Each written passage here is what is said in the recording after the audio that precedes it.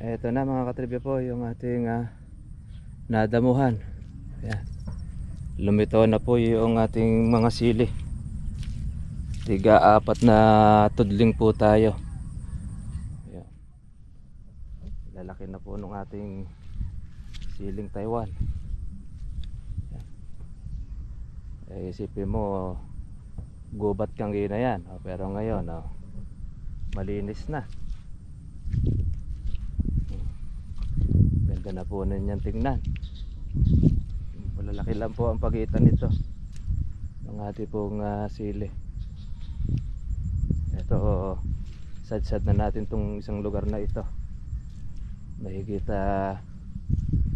kalahati na, 1/3 ang ating nadadamuhan mga katribya. Ayan. Yung mga una natin mga nadamuhan, ang ganda.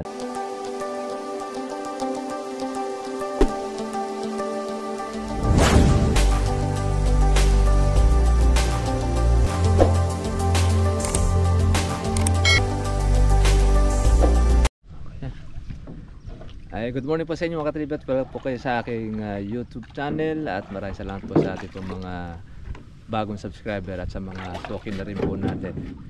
Ngayon po umaga ay lulusong po muli tayo sa ating pong silihan, at medyo lumaki po ng kaunti, tumaas yung ating ilog dito sa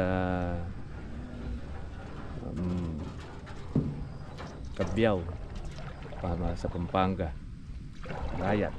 Napapunta kasing Arayat po itong ilog na ito. Dito tayo sa Bagong Sikat. Ang lusot po natin diyan po sa Sanghulyan, yung ating nabiling kalamansian. Tinaniman po natin siya ng siling labuyo tsaka po ng siling panigang. Bangka-bangka muna po tayo ulit. Daan-daan muna po tayo sa River Road. Kung kasi hindi po pwede po yung ating daan doon sa Kapatagan, dahil puro putik, dito tayo yung sa ilog dadaan. Lolo muna tayo ngayon para sa ating maghapong pagdadamo ng ating sili. Mailabas natin ang ating pong siling labuyo. Ako po kataas na po ng presyo, 3,000 ang isang bundle. Sana naman ay maabutan natin kahit yung kalahati nun masaya na tayo. Yung 300 hindi natin alam kung maabutan yan. Basta pakalagtas lang po siya, huwag lang siyang mabaha na malaki. Mabaha man siya pero kung mabilis lang, okay lang.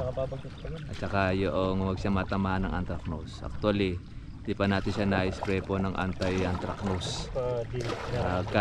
Gumanda na po yung panahon, saka po na natin siya po ma-spray.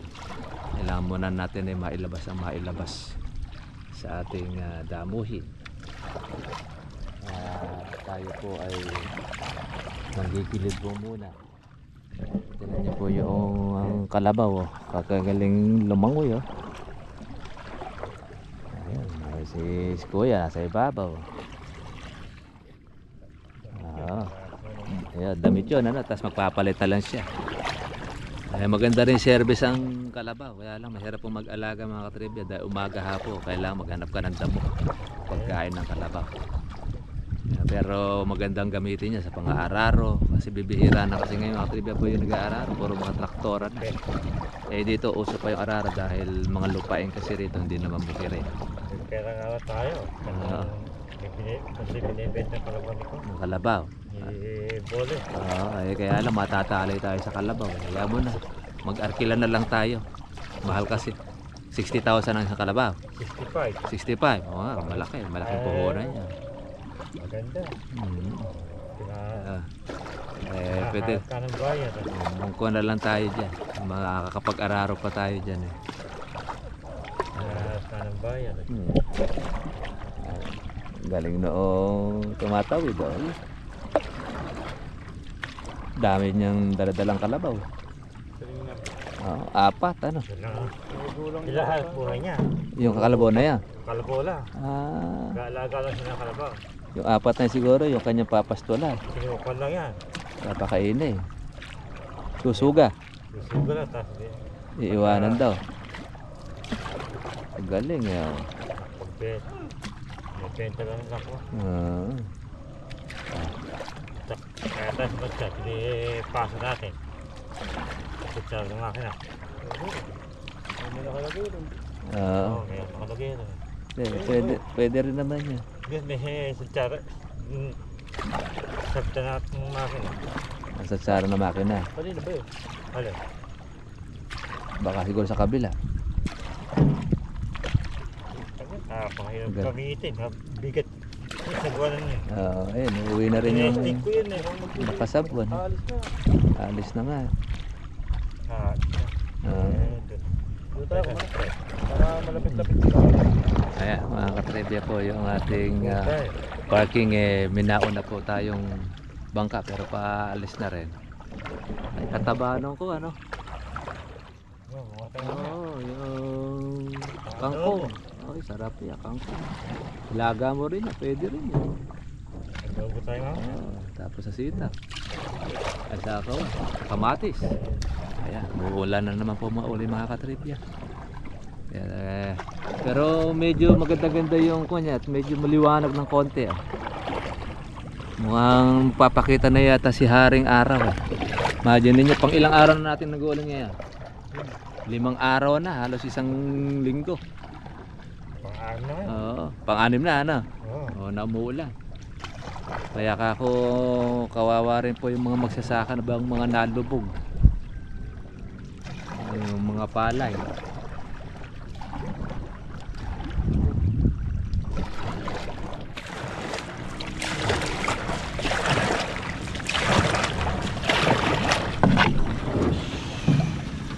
Nado pa si Bernabe magsabwan. Ano, natutunan eh. Sanay.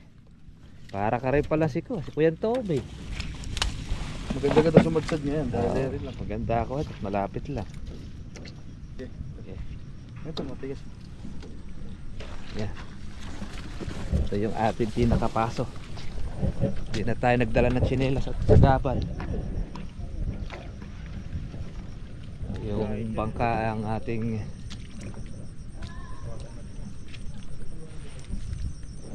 dala na po natin yung ating pong gamit.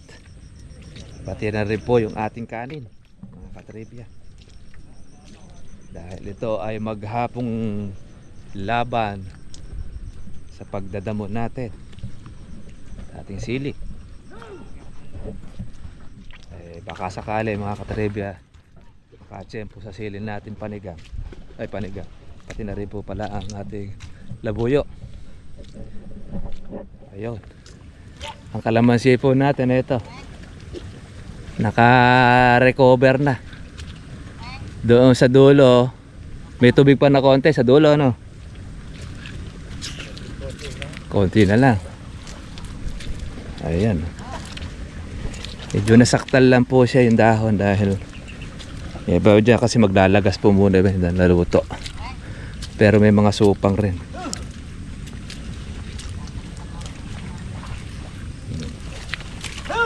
Kitang-kita na rin po yung ating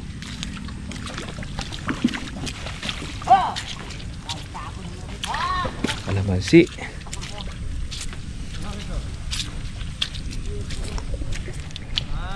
Ang ating kapitbahay. Bagsak yung kawayan. Oo. Ay, pwede na nga eh. Hindi na kukunin na may-ari.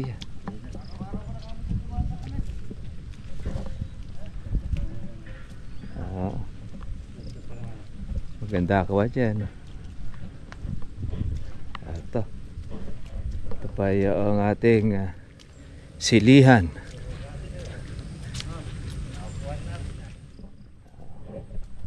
Ito yung ating po dinadamuhan mga katribya. May mga bunga na siya. Kailangan talaga natin maalis sa ating damo. Kaya gumulong na po tayo sa dalawa para maging mabilis. At saka kapag ka po umaraw, saka po natin siya ngayon gagambulan. Lalagyan muna natin po uli siya ng ating abono para maging maayos. Ayan, oh. Bunga na, oh.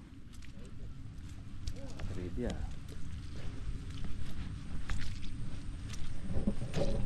Nagpa-order pa tayo ng 20 tray na siling labuyo, tapos 10 tray na panigang para yung ating bakante mataniman pa natin. Sayang kasi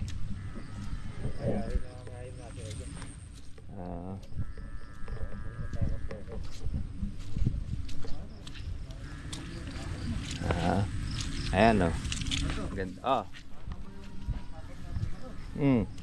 May 4 na bunga na. Bunga na. Sakto-sakto yun. Kaya tayo gininaw. Tigi-tigis ang subo ng sili. Lalo pag natin sa katari pagitan ng kalamansi na rin. Kitang-kita lalo yan. Ganda lalo. Ito na eh. Kapasok na yan siguro na. Oo. Tapos na kayo sa ito. Kalimutan yung diet yan. Magaling nga rin siya namin. May panluto. Ito mga tribe po yung tataniman pa namin. Malaki pa ito. Napuno namin ng sili ito ng Taiwan at panigang. Sigurado na. Mali natin eh. Pagka naman kalooban ng nasa taas eh, bibigay naman yan eh. Pagka hindi kalooban, hanggang ganon. Wala kayo pag-asa ng Taiwan. Ang Taiwan natin dahil maganda ang presyo ngayon. Tsaka nagbubunga na eh. Baka sakali makaabot Ay, tayo. panigang na yan. May pag-asa yan. Dali huli yan. Huli naman yun sa atin eh. Huli yung panigang natin eh. Ito. Ating kubo. Ayan.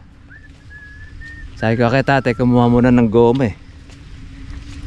Napangkon dito. Tapos papatungan lang natin ng yero. Sabi mo, 4 na goma lang muna. Olim eh. Hindi, gagawin na natin ako na yan. Babalutan na natin ang lahat yan. Goma. Kaso dito, goma dito. Para Sige, mula kay Roger. pag umulan na hindi mababasa. Yan, konti na lang ito. May balangkas na yan kuha natin. Ang ating kubo. Alam mo magluluto eh. Nakalimutan. Tinanggal niya rin sa siguro sa namba. Ayan, mga katribya. Oh. Good morning po sa inyo lahat mga katribya. At sana po ay maganda lang ating maging panahon po ngayon. Dahil limang araw na nag-uulan. Kaya itong weekend talaga ako mapupuspos. Halos sa 1 linggo, 6 na araw.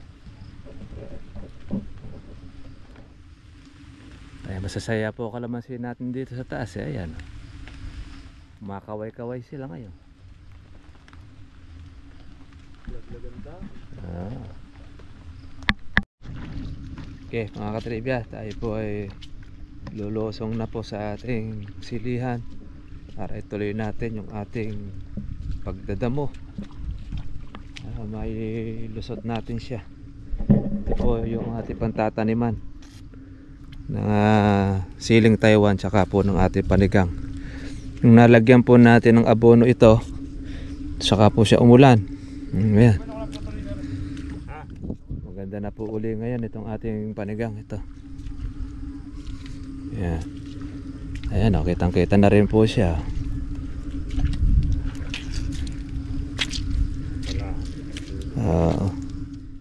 Yes.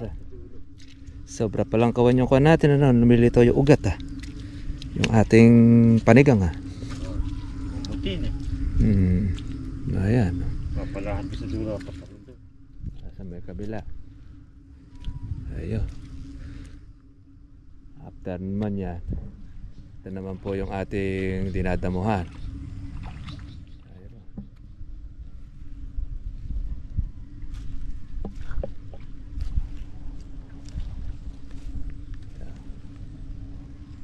Yan, ito na po yung ating sili, mga katribya. Ito na yung nadamuhan na ating mga kasama. Oh, kitang kita na siya.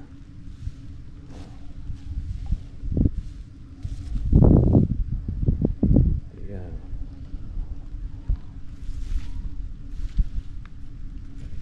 Yung iba nating mga namatay dito, huhulipan po natin. Oh, kitang kita na po siya. Oh.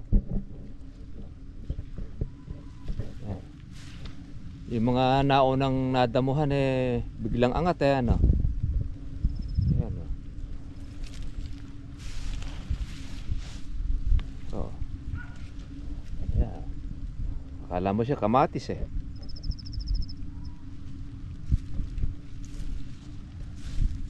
Kaya sa pagdadamo natin, pagka po na parang style balasbas mabilis lang, tutubo ka agad.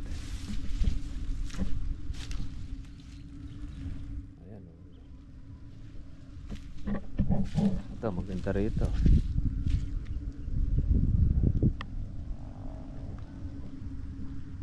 Mga nauna nating natamuhan. Basta't malumpo lang natin ito. Ganda ng presyo ng sili. 300 ang 1 kilo.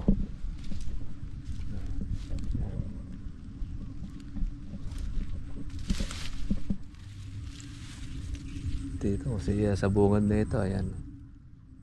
Ganda to sana, ayan. Malinis.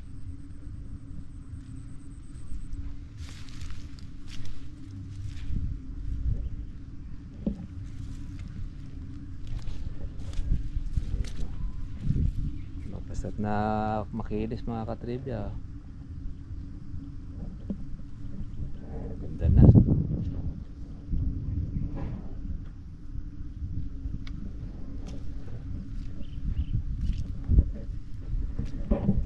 Sarap pong magdamo ito dahil maganda po yung panahon. Uulan, hihinto. Kaya handa po tayo sa basaan ngayon. Mapapalaban po tayo para po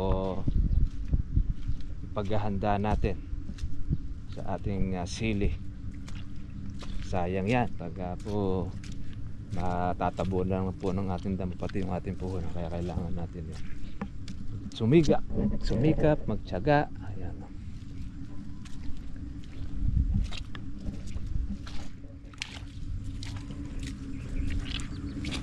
Sandali lang pala Bernabe, makukuha natin to. Hahaba din uli. Para sinasakati mo pala yung kuwan. Hindi ka marunong magkuha. Sagat sa ugat.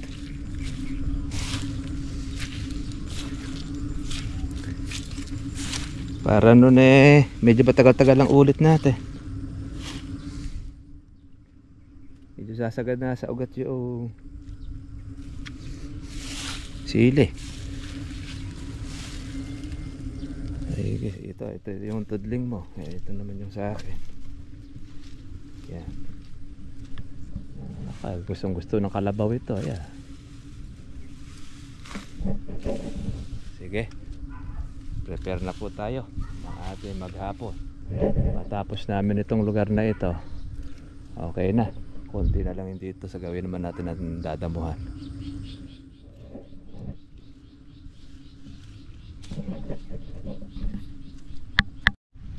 Ito na mga katribya po yung ating nadamuhan. Naka2 tudling tayo. Pero di pa natin po naisadsad. At tsaga-tsaga lang. Nakalitaw na po yung ating sili Maganda na po ang itsura.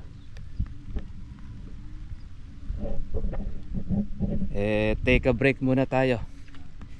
Kape-kape muna mga katribya. Para sa maulang panahon lalamig po yung ating tubig. Take a break. Yan po ang medyo marami rito sa amin damo. Yung talong-talungan.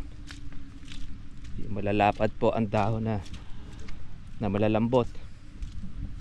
Meron naman tayong pamate po doon sa damo na pang malambot, kaya lang hindi po natin siya po pwedeng i-apply ngayon dahil maliliit pa po yung ating sili.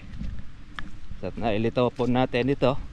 Ayun, doon na mga katribya, makikita na natin yung swerte kaya o hindi swerte, malalaman na po natin yan. Hanggat di pa tayo nakaka harvest o yung makakalusot. Sige, break muna tayo. Yan, talong ang ating kuwan, saka yung itlog, tuyo, yan, kakamatis ang ating sausawan. Mura po kamatis ngayon, kaya masarap yung sausawan niya. Meron pa rin po tayo na siling Taiwan natin. Mahal po ngayon, kaya sabi nga ng tindere, grabe ang presyo ng sili. Tubo na rin itong kalabasa. Pati na rin itong kalabasa ni Bernabé. Yun, tatanim po ito sa kabila.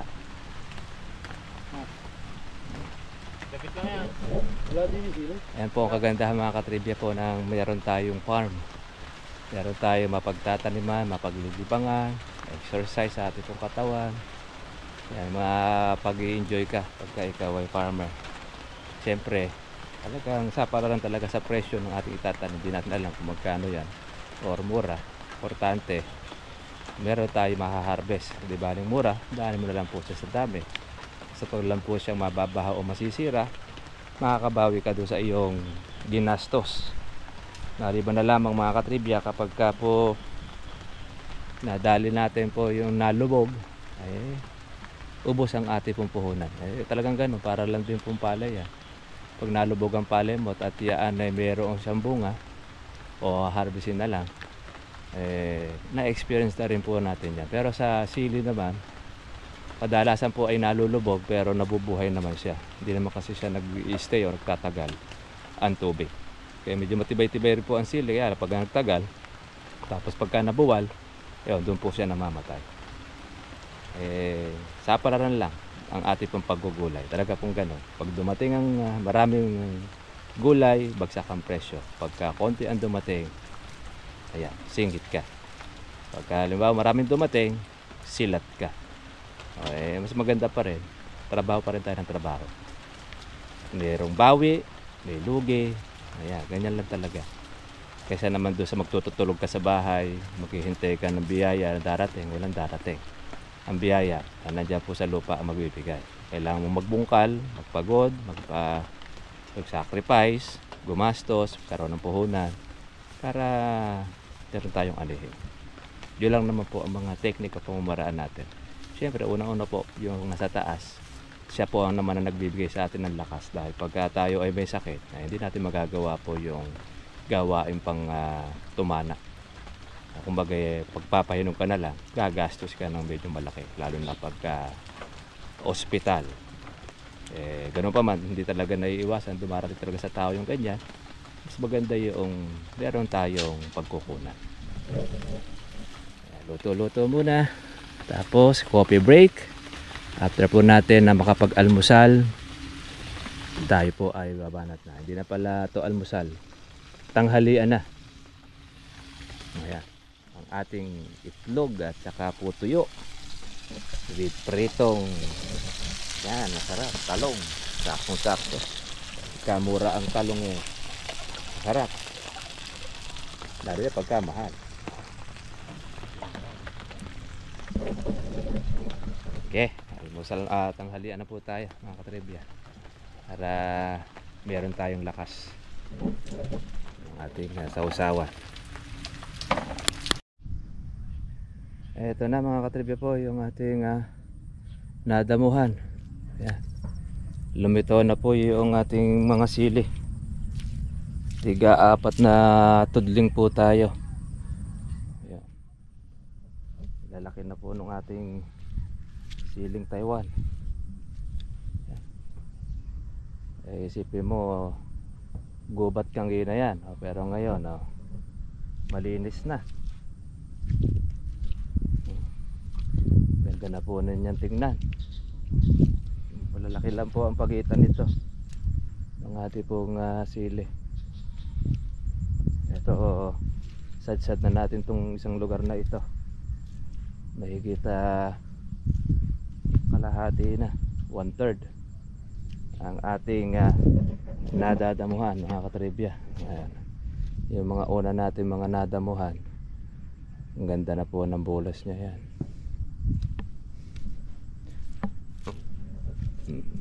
Yun. Sad-sad yun, medyo mahaba po yun, hanggang sa may talahi po yun, mga katribya. Yung ating pong sili, kaya marami-rami po ito. Kapag po ito makakalusot, malay natin. Ito yung mga unang nadamuhan. Meron tayo ibang mga na hindi nakasurvive. Yun po yung ating huhulipan. Kaya sa susunod, after po nun, yun naman po ang ating tataniman sa may mga bakante, para hindi po siya bungi-bungi. Ito, ginapas lang muna ito dahil maganda ang araw, panahon. Asarol naman ang gagawin para tiklopan yung ating mga puno para tumatag. At pwede rin natin ito lagyan po ng serga o sakali mag-ulanan. Ito, maganda itong pagkadamo na ito ni Boknoy. Ito naman yung gapas naman ni Bernabe. Ayan, ito ganda na po rito sa bungad. Ito naman po yung isang tray na kamatis. Yung natira pa natin na dadamuhan ng ating dalawang kasama, misa pagkala po tayong gawa, sumasama po tayo para tulungan yung ating kapartner. Ito ang after. Ako, delikado po sa mananakate dahil pag nasakate ito, pati sili po ay sinasakate. Yan, yung pong mga baging na ito, yan po ang kailangan na maagapan. Dapat ay matanggal. Ayan, ay pag ganito kadamo yung inyong sili, masisiraan ang loob mo kung hindi mo dadamuhan at yung titingnan. Pero pagka ito ay nadamuhan na, magiging maganda po ang itsura niya, mga katribya.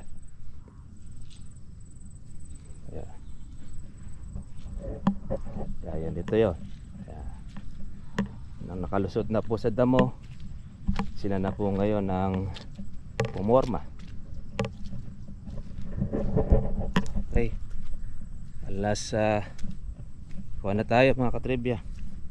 Alas 3. Panahon na po tayo ng paggagayak. Pero kakape muna tayo para maging maganda yung pag-uwi natin. Okay, ayan. Nakarami tayo ng ating sili. Naka 12 tudling.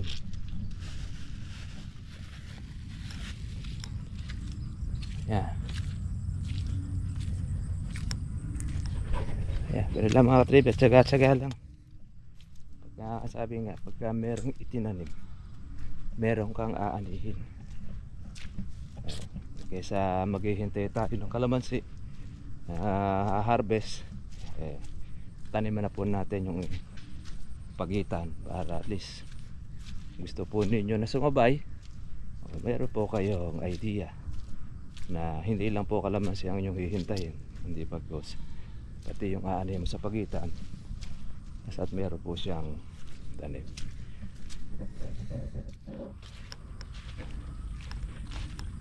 Kape-kape muna tayo. Oo. Ganda-ganda ang bulas niya. Alam mo kasi Hindi tayo papasok at nasa iba naman tayo, lugar. Kami ni brother, siya na kami doon. Ah, Makadali naman maga-maga, parang diretso. Ayan, mga katribya, kita-kita lang po tayo po bukas para po sa susunod po natin na vlog. God bless po sa inyo lahat. Bye bye. Pinang muna tayo.